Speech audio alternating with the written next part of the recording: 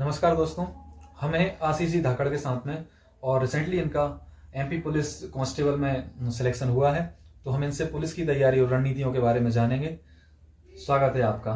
धन्यवाद। शॉर्ट में इसकी योग्यता के बारे में बता दीजिए ताकि देखने वालों को ये पता चल सके कि कौन लोग इसमें जा सकते हैं। तो आपको इसमें 10th पास होना जरूरी है और आयु आपकी 18 से 33 साल तक होना चाहिए। इसमें कैटेगरी में 5 साल की छूट रहती है। हाँ। और इसके साथ में आपकी जो हाइट है वो 168 मेल और 155 यानी कि 155 फीमेल के लिए, और चेस्ट मेल के लिए 81 सेंटीमीटर और उस फुलाने के बाद 5 सेंटीमीटर का एक्सपेंशन होना चाहिए। और फीमेल्स में ये सब रहता है? फीमेल्स में ये नहीं करते मेजर। आपके पास में 10वीं पास की योग्यता और 18 से 33 के बीच में आयु, यदि आप कैटेगरी से हैं तो 5 साल की छूट, और 168 सेंटीमीटर और 155 सेंटीमीटर महिलाओं की आयु, इस प्रकार की योग्यता इसमें चाहिए रहती हैं। कैसे तैयारी की आपने? जो भी तैयारी मेरी शुरुआत हुई थी वो भैया ने ही करवाई थी, और मैंने लगभग 3 साल पहले से मैं कंपटीशन तैयारी कर रहा था, तो मेरा बेस बहुत अच्छा हो गया था। लेकिन मैं ये दावा करता हूँ कि अगर ये 2 साल पहले भी भर्ती आई होती तब भी आप इसे फाइट कर देते, क्योंकि वैकेंसी बहुत दिन से आई नहीं थी, बहुत टाइम बाद में आई। ये कोरोना काल की वजह से लेट हुआ, इसलिए इनका सिलेक्शन लेट हुआ है। ये पहले से योग्य थे। तो इसके पेपर के बारे में बात करें तो पेपर में जीके, एमपी जीके और साइंस के थोड़े क्वेश्चन ज़्यादा आते हैं, और मैथ रीजनिंग तो ये नॉर्मल है। इसके लिए आपको तैयारी करने के लिए जीके जो है मैंने लूसेंट से पढ़ी थी, और एमपी के लिए मैंने पुणेकर भी पढ़ी थी, और उस कुछ समय बाद मैंने बर्नवाल भी खरीद ली थी। तो ये 2 अच्छी बुक हैं। और इसके साथ ही साइंस के लिए मैंने लूसेंट पढ़ी थी, और मैं साइंस बैकग्राउंड से था तो मुझे ज़रूरत नहीं पड़ी साइंस पढ़ने की अलग से। और मैथ रीजनिंग के लिए मैंने RS अग्रवाल मैथ्स के लिए और परफेक्ट जो है रीजनिंग के लिए मैंने प्रेफर की थी।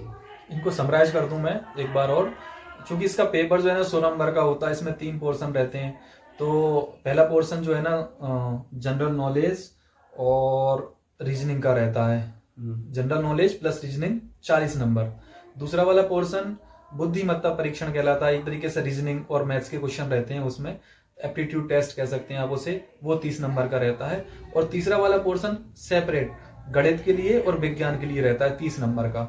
दोबारा बोलूंगा, जीके और रीजनिंग का पहला पोर्शन 40 नंबर, दूसरा पोर्शन 30 नंबर रीजनिंग का, और तीसरा पोर्शन जो है वो है मैथ्स और साइंस का 30 नंबर का। टोटल मिलाकर के 100 नंबर का पेपर होता है।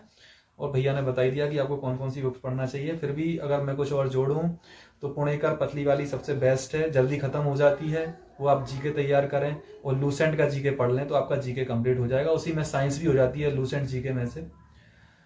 रीजनिंग के लिए आप परफेक्ट की बुक ले लें या लूसेंट की बुक ले लें, उससे आप रीजनिंग कंप्लीट कर लें। रीजनिंग अच्छे से कंप्लीट करें। मैथ्स के लिए RS अग्रवाल सभी लोग करते हैं तो RS अग्रवाल लगा सकते हैं, या कोई छोटी सी बुक ले लें पतली सी, उससे RS अग्रवाल लगाएं, उससे मैथ्स लगा लें, तो जो है कि आपका मैथ्स तैयार हो जाएगा। और ये 3 सब्जेक्ट ऐसे करके आपके तैयार हो जाएंगे। पेपर जो पुराने प्रश्न पत्र हैं जो आए हैं उन्हें बार बार सॉल्व करें, इससे आपकी तैयारी और बेहतर हो जाएगी और आपके सिलेक्शन के जो चांसेस है वो बढ़ जाएंगे। तो हमें ये पता होना चाहिए कि सिलेबस क्या है इसका, और एग्जाम में किस तरह के एग्जाम में जो क्वेश्चन पूछे जाते हैं उनका तरीका क्या रहता है, कौन कौन से टॉपिक से ज्यादा क्वेश्चन आते हैं। तो ज्यादा नहीं पढ़ना है हमें, एक बार बेस क्लियर हो जाए उसके बाद सिर्फ एग्जाम को ध्यान में रख के, हमें एग्जाम पेपर को ध्यान में रख के उन्हीं क्वेश्चन पर फोकस करना है, उन्हीं टॉपिक्स पर फोकस करना है जो ज्यादा पूछे जाते हैं। आप तैयारी करेंगे धीरे धीरे तो आपको ये समझ आ जाएगा कि हमें कौन सी चीजें हैं जो हमें बार बार याद रिवाइज करनी पड़ती हैं, या जिन्हें जरूरत है रिवाइज करने की, केवल उन्हीं पर फोकस करें, हर चीज पर फोकस ना करें, और बस लगातार तैयारी करते रहें।